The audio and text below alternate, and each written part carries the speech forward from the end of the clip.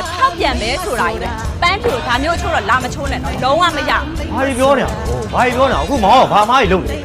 ဘာမှလုပ်ရမှာလဲမိမတယောက်လုံးဘေးမှာရှိနေတဲ့သားနဲ့တခြားမိမတယောက်နဲ့ပျောပြီးလုပ်နေတာအဲ့ဒါဘာမှမားတာ ဟောဘာပြောပြီးတော့မှာလဲအဲ့ဒါမောင်တို့ကျောင်းတော့တကယ်ချင်းနေသူကလာလုံးဆက်ပြန်လုံးဆက်တယ်ဘာမှဖြစ်တယ်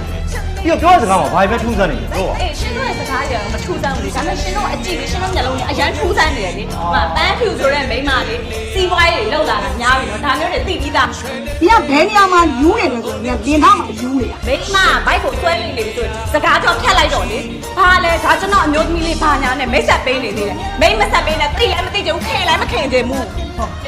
အဲ့လောက်မှဖြစ်နေနောက်ဆိုမိတ်မဆက်ပေးကွာဟုတ်ပြီလား ရှင်ကျမမအားနဲ့နော် သူကအော်နေလို့လေတဲ့တယ်ကွာတနေ့နေ့လိုက်ပြီးဟိုလူနဲ့ဆွတ်တယ်ဒီနဲ့ဆွတ်တယ်တအားစိတ်ကုန်ပေါ့ ဟာစိတ်ကုန်တယ်ဟုတ်လားအေးပေါ့လေအချစ်ဟောင်းနဲ့တွေ့တော့အိမ်နောင်ကြတာတော့နောင်လာရပြီးတော့အခုလက်ရှိမိန်းမကိုရှင်စိတ်ကုန်နေပြီပေါ့လေမှန်မလဲရှင်ရဲ့အတွေ့အဆက်ကရုံးမှမရိုးသားတာ နေလာလေကြာ မဆိုတာပါလေဗျာမိမဆိုတာပါလေဗျာ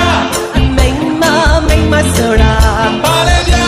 အတကယ်ရှုပ်ွယ်သူကချင်နေတာတော့မုံရဟဆောင်တဲ့